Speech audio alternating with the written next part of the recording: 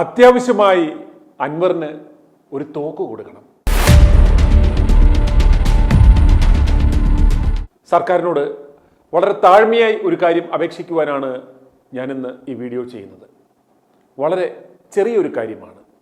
നമ്മുടെ PV Anwar MLA അപേക്ഷ പരിഗണിച്ച് അദ്ദേഹത്തിന് എത്രയും പെട്ടെന്ന് ഒരു തോക്ക് ലൈസൻസ് കൊടുക്കണം. പൊട്ടുന്ന ചെറിയൊരു തോക്ക് അദ്ദേഹത്തിൻ്റെ കയ്യിലുണ്ട്. നന്നായി വെടിവെക്കാനും അറിയാം. 5ാം ക്ലാസ് മുതൽ വെടിവെക്കുവാൻ തുടങ്ങിയതാണ് എന്നാണ് അദ്ദേഹം പറയുന്നത്. അദ്ദേഹത്തിൻ്റെ ആയ കാലത്ത് സന്ധ്യാസമയങ്ങളിലും എന്തിന് പാദയാത്രയിലും അടക്കം നിലമ്പൂരിൽ നിന്നും വെടിയുടെ സ്വരങ്ങൾ ഉയർന്നു കേട്ടിട്ടുണ്ടെന്ന് നാട്ടുകാർ തന്നെ സാക്ഷ്യപ്പെടുത്തിയിട്ടുള്ളതുമാണ്. നിലമ്പൂരിലെ ഏറ്റവും ഉന്നമുള്ള വെടിവെപ്പുകാരനും അദ്ദേഹമാണെന്നാണ് അദ്ദേഹം അവകാശപ്പെടുന്നത്. അദ്ദേഹത്തെ ഇപ്പോൾ അലട്ടുന്ന ഏക പ്രശ്നം ഒരു ലൈസൻസ് ഇല്ല എന്നതാണ്. സർക്കാർ ഇടപെട്ട് ഒരു ലൈസൻസ് കൊടുത്തു കഴിഞ്ഞാൽ പിന്നെ പുള്ളി ബാക്കി കാര്യം നോക്കിക്കൊള്ളും. സാധാരണഗതിയിൽ ഒരു തോക്ക് ലൈസൻസ് കിട്ടുവാൻ അപേക്ഷയും കൊടുത്ത് വർഷങ്ങൾ കാത്തിരിക്കണം. പിന്നെ എന്തെല്ലാം കടമ്പകൾ കടക്കണം. ഇത് നമ്മുടെ ആളാണ്.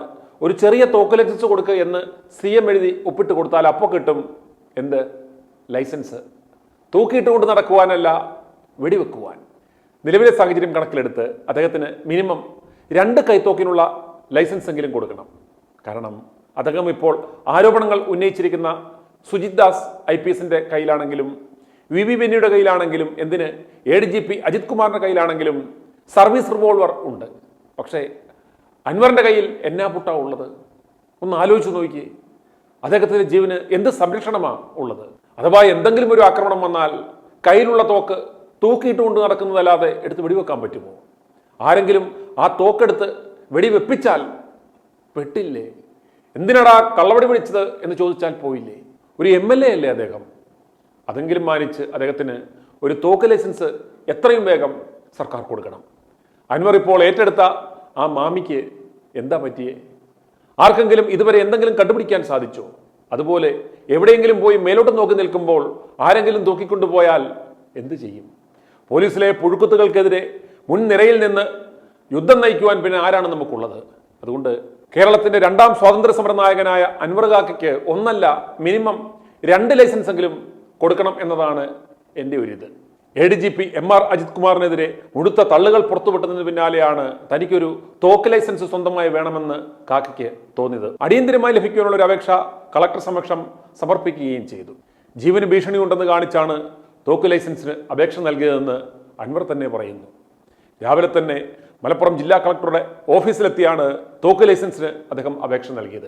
താൻ തോക്കുകാരൻ ഉമ്മച്ചന്റെ അടുത്ത് പോയി വെടി കൃത്യമായി ടാർഗറ്റിൽ കൊള്ളിക്കുന്നത് എങ്ങനെയാണെന്ന് പഠിച്ചിട്ടുണ്ടെന്നും അൻവർ പറഞ്ഞു. ഈ മുതലിന് കൂടുതൽ പോലീസ് സുരക്ഷ വേണമോ എന്ന മാപ്രകളുടെ ചോദ്യത്തിന് തോക്ക് കിട്ടിയാൽ മതി, ബാക്കി കാര്യം ഞാൻ കൈകാര്യം ചെയ്തുകൊള്ളാമെന്നായിരുന്നു അൻവറിന്റെ മറുപടി.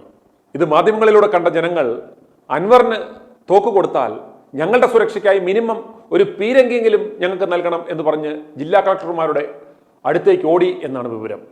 അൻവർ തോക്ക് ലൈസൻസിനായി അപേക്ഷ കൊടുത്തു എന്ന് മാധ്യമങ്ങളിലൂടെ കണ്ടറിഞ്ഞ് പ്രമുഖ വെടിവെപ്പ് പരിശീലകൻ തോക്കുകാരൻ ഉസ്മാനിക്ക ITV ന്യൂസിനോട് പറഞ്ഞത് ഇപ്രകാരമാണ്: അൻവറിന് തോക്ക് ലൈസൻസ് കിട്ടാൻ സാധ്യതയില്ല.